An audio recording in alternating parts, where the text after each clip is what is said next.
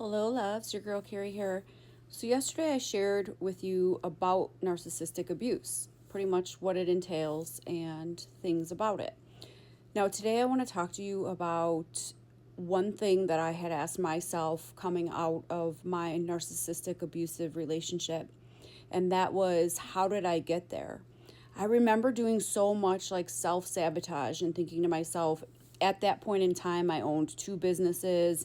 I lived on my own. I was a single mother. I was never struggling. I worked for everything I had. I literally was excelling in life. I was achieving in life. And, I have a lot of education under my belt. It's not like I'm like some moronic person. And now I will say, like, I've heard the word narcissism in my life, and I've heard bits and pieces of people's stories, but never really what a narcissist was or who, is a narcissist, or never experienced a narcissist. And I was married prior to my narcissist for 10 years to a police officer. Like, I never had any trauma or chaos. When I fell victim to a narcissist, I thought, this is crazy, because I'm like, how did this happen? So that's something that I want to share with you. I want to share with you how I discovered how I even entertained a narcissist to begin with. Now, I will say before I begin, this is my story. I'm giving this to you on a survivor aspect. This is not for you to take as any kind of medical or professional advice or anything in that nature. I'm literally telling you what worked for me, what I discovered, and hopefully if this message is for you and there's a way in here that it resonates with you, I hope that maybe giving you my story will put off some light bulbs and give you some ideas of how to start healing or how to start moving forward, and things to maybe recognize, so that if you're anything like me, I wanted to make sure that I was like reading every book, every podcast. I went on every single social media type like outlet and like just different forums and groups, because I was like, I never want to have this kind of person in my life again. So like, what do I need to do to change whatever of how I saw this person as a good person to begin with? And so that's how I discovered what I'm about to share with you. So as I said, this is like survivor to survivor, a healed individual to a healed individual, or someone healing, in hope that it resonates with you. So as I shared in my previous video about narcissistic personality disorder, if you haven't watched it, feel free to go back and watch it to what I'm referencing. But one thing I had stated is that as someone who is coming out of a narcissistic relationship, you truly do need to get psychiatric help, because your brain is so chemically imbalanced. It's literally coming out of an active addiction. So just like someone that does drugs and their brain becomes chemically imbalanced because it's obviously trying to function off of the drugs that the person is doing, that is the same thing as coming out of narcissistic abuse. So I went to a therapist, and this was prior to me even going into the education field and then going into narcissism, what I do now day to day. So this was me going in as just a normal human being who has never been in this situation.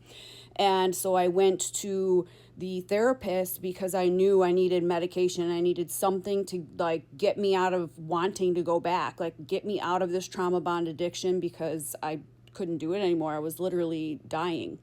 And when I had gone to her, of course, then they have you go see a counselor and so forth. And so I'll never forget, because the first few times that I saw this counselor, she, like, here I am wanting help to stay away from this person who's abusing me, and, why I keep going back, and like basically to save me from this trauma bond. And she would keep asking me about my childhood. And so I remember like the third or fourth session, I said to myself, I'm like, if I walk in there and she asks me about my childhood again, I'm going to say something to her. So sure enough, it was like the third or fourth session. And so she's like, so let's talk about your childhood again.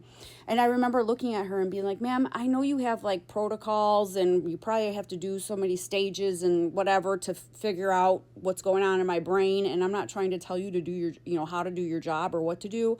I'm like, but I'm not here to talk about my childhood. Like, the things that happened in my childhood, I don't acknowledge them anymore. Like, that was 35 plus years ago. At that time I was like 40. So I was like, that was stuff that happened in my, in my past. And I was like, I'm here for a psychopath that is literally going to kill me, and I need help, like from saving me from this psychopath. And I'll never forget, because she looked me dead in the eye and she was like, ma'am, that is the whole entire reason that you entertained the narcissist to begin with. And I just looked at her like, what? So she says, yes, Carrie, your childhood is the reason that you entertained this narcissist. And I was like, so for myself to try and keep this at a minimal, basically my mother and father married very young. My dad became an adulterer. They were going through active divorce. My mom got pregnant with me. So pretty much my dad was there when I was born and then off in his mistress life and so forth. So I basically have abandonment issues, abandonment wounds from a father. But then my mother also, who was very codependent and couldn't do life by herself because she had counted on my father, and at that point in time, that was where the father was working and the mother stayed home with the kids, kind of, lifestyles that used to be. So my mom married right away to fall into her codependency of not being able to do life herself. And that man was a drug user, an alcoholic, and a child abuser. So coming out of abandonment, I went right into childhood abuse. Long story short, I was never shown love. And when they say that love is a language, it truly is a language. And just like your parents taught you the language you speak, let's say English, they taught you the love language as well.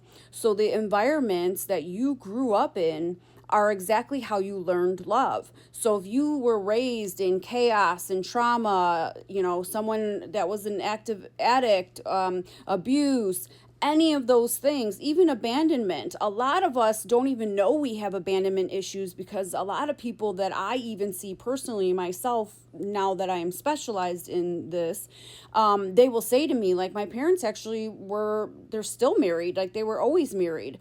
And we come from a generation where the father was the worker and the mother stayed home. That is actually abandonment issues because your father wasn't there when you had your special moments or your milestones, or, even if they travel a lot for work and they're not home all the time. That is abandonment issues because you don't have that loving emotion and affection and that connection with both parents if that was your lifestyle. So that actually gives us abandonment issues and abandonment wounds from, let's say our father who was never around.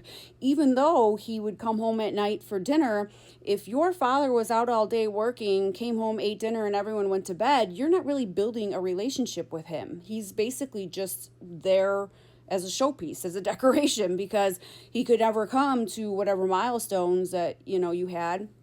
So a lot of people don't even realize that we have abandonment issues, let alone if you did actually come from toxicity like myself, someone that had abandonment or a real abandonment or, abuse and so forth.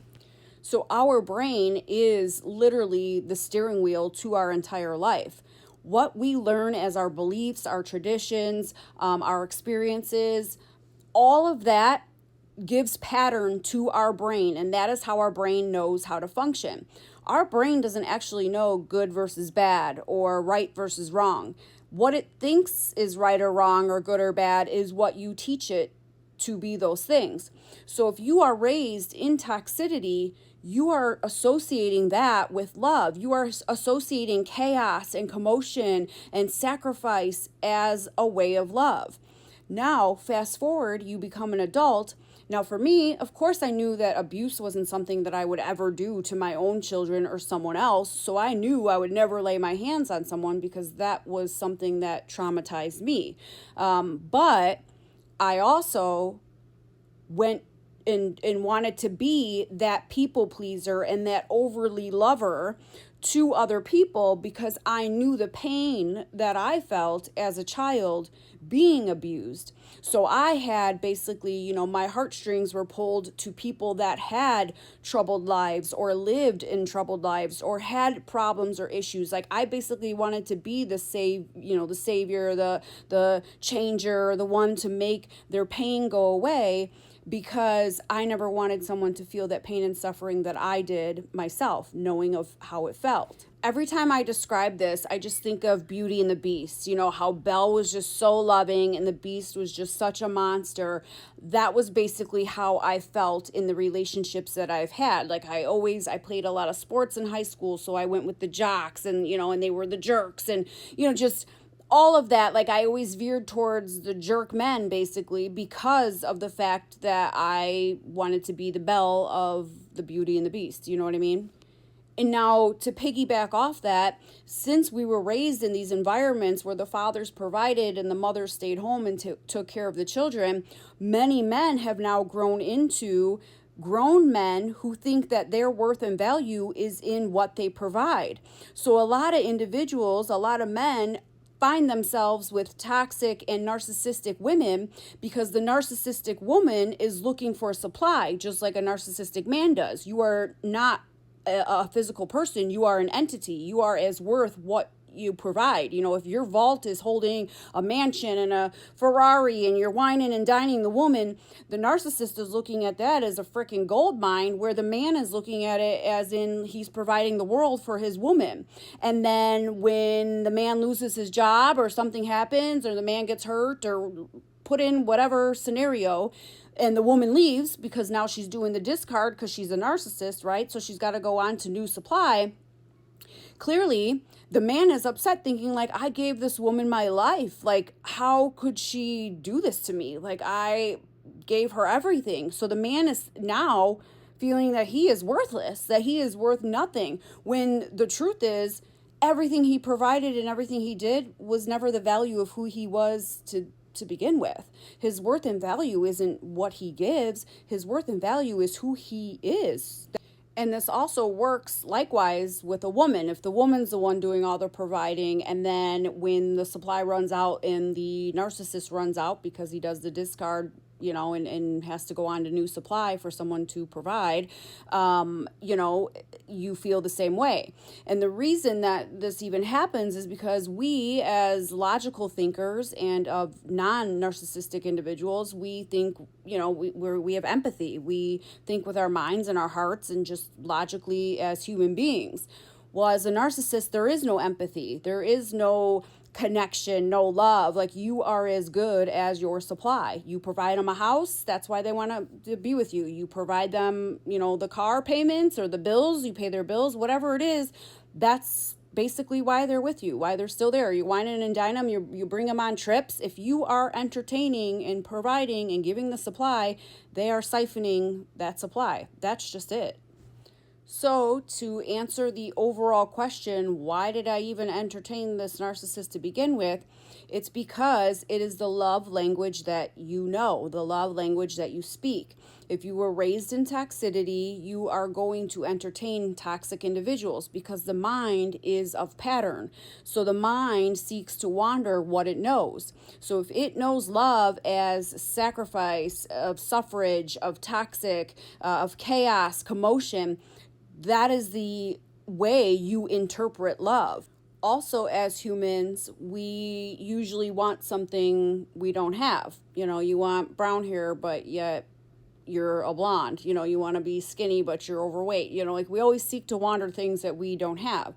So for myself, because I never had that father figure who was supposed to love me first and show me what love is and set the bar of what acceptance that love is and what a woman deserves and so forth, I always seeked what I didn't have. I always, it was almost like I was blind looking for love because I didn't really know what love was. I only knew the sacrifice and stuff that I gave, and went through, that was supposed to be love. That was what my parents showed me that love was.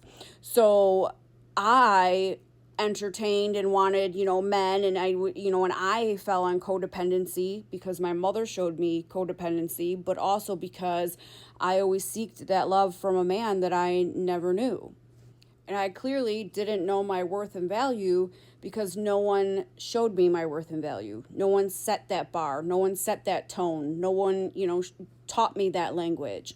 So that was another thing. I settled for what I knew. Toxicity, chaos, commotion, that was all I knew love to be.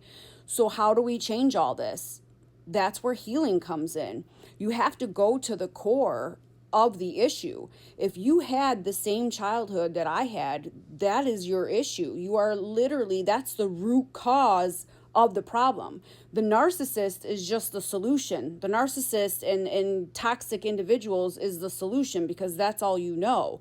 The problem is the core, what you were taught love to be, what you see your worth and value in. Is it in things? Is it in desires outside of yourself? Or is it internally? You have to do the internal work and love yourself first. You need to set that bar and set that tone and give that love language to yourself first. So that way you understand and you know, and when you go out, you wouldn't even entertain a narcissist anymore because you know your worth and value is way up here and your standards are way up here. It's almost like going outside now, you know for sure you would never go to the local garbage can and go pick up a homeless person because you know your worth and value is higher than a homeless person, right? It's like that same structure. Once you put yourself up here and you learn the true language of love, that it's conditioned, it's not conditioned, it's unconditional, it's not sacrificial. You don't need to sacrifice anything, especially your own self, to be loved. You don't have to go through trauma and chaos and confusion. Like, you can be in peace and you know that what's for you is going to always, it's going to fit like a puzzle piece. If someone is trying to change you, that person is not for you. They don't, your tribe always knows your vibe. So you don't have to change a thing. The people that are for you in your life, they are equal to you. Like, they like the same things. They do the same things. So you would never have to change yourself because they have the same interests as you. It's almost like you guys are all twins, you're all mimicking the same thing. And that's what you have to get to the core of. You have to get to the core of the love language that you know and understand that that was what love was not, and learn what love truly is. And let me tell you this, you guys, as I said in the beginning of this video, I was married for 10 years. I divorced my ex-husband because I didn't feel loved from him. I felt like I was like pulling, yearning for his love, and he was like looking at me like, what are you talking about? I'm doing everything I can. Like, we didn't speak the same love language. And the reason I didn't feel loved is because I wasn't healed. This was before my narcissist and obviously me going, to therapy. He was like boring to me. He was like, I didn't feel his love language because the only love I knew was chaos and toxicity and drama and so forth. And he was none of those. So I felt that we just didn't click. There was just no love. I felt like he was just a good friend, no different than like a girlfriend that I hang out with, every other weekend or something. So that is why healing is so imperative. Otherwise, again, our brains are patterns, and all you are going to do is fall into a whole same pattern. So you can leave a narcissist, but if you don't do the healing and you don't get to the core of the love language that you know and interpret, you are going to just fall into another narcissistic relationship. You are going to fall into another toxic relationship. You are going to entertain the love that you know and the toxicity that you know, because your brain only knows that as the pattern of love. You have to train yourself and you have to fill your own cup with true love so that you could give it to another, and then also so that you could obtain it. So if you're sitting here going, all I find is these jerks, it's all the same, jerk people, the dating pool is so horrific. No, the dating pool is fucking lazy. They don't want to do the work to see the love that they're misinterpreting. And since everything is a convenience, everyone wants to live in this convenient world as if someone's going to magically heal you, and it doesn't work that way. You will never have convenience for commitment. Period.